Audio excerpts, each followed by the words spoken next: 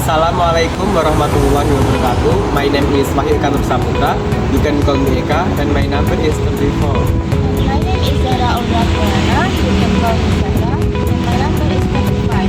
We will tell you about the history of the Kanigoro Sugar Factory. Kanigoro Sugar Factory is in Madiun, East Java.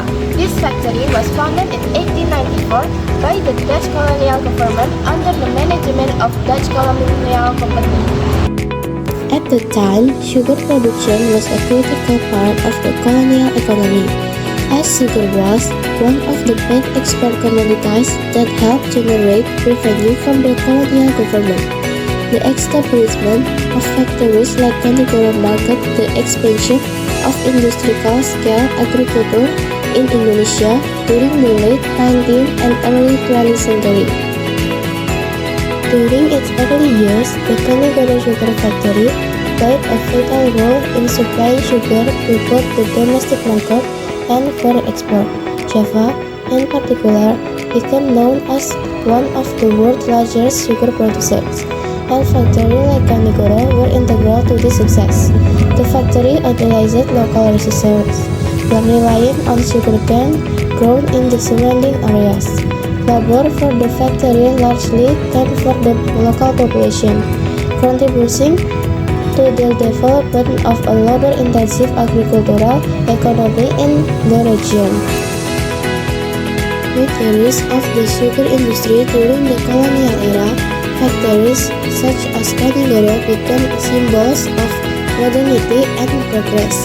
However, they also represented the exploitation of the local population, as the industry was tightly controlled by the Dutch and profit were directed primarily toward the colonial government and foreign investors. Despite these complexities, the Kanigoro sugar factories flourished during the colonial period and was considered an important economic asset. After Indonesia gained independence in 1945, the sugar industry faced numerous challenges. During the New Order era, this factory experienced ups and downs but continued to operate until finally the Kanigoro Sugar Factory was closed in 2017. Why? Because there is an insufficient supply of sugar cane for production. The country's economic and political landscape was undergoing rapid changes, and many colonial-era industries had to adapt to new realities.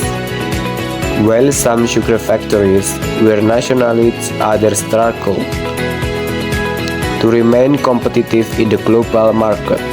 The Kanigoro sugar factories, like many others, faced difficulties in adjusting to these changes, but it continued to operate during the post-independence period.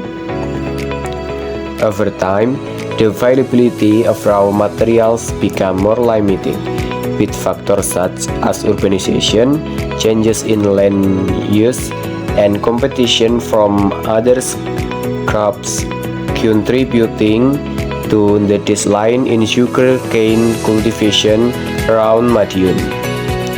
Without a reliable supply of sugarcane, the factory could no longer operate at a profitable level, leading to its closure.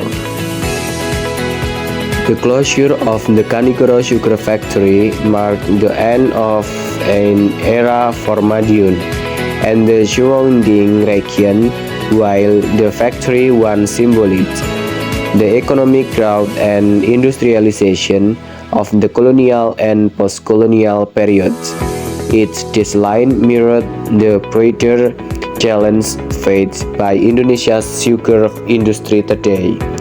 The factory's legacy remains, leaving behind historical and cultural treasures that reflect the complex history of Indonesia's economic development. The history of the Kanigoro Sugar Factory is not only a story of industrial growth and decline, but also a reflection of Indonesia's broader historical trajectory, from this colonial past to the modern-day challenge of globalization. The factory's story offers insight into the economic and social transformation that have shaped the century over the past century. The legacy of the Kanigoro Sugar Factory is a reminder of the changing fortunes of Indonesia's sugar industry, once a major player in the global market, now a part of the nation's rich historical tapestry. That's the history of the Kanigoro Sugar Factory. Thank you and wassalamualaikum warahmatullahi wabarakatuh.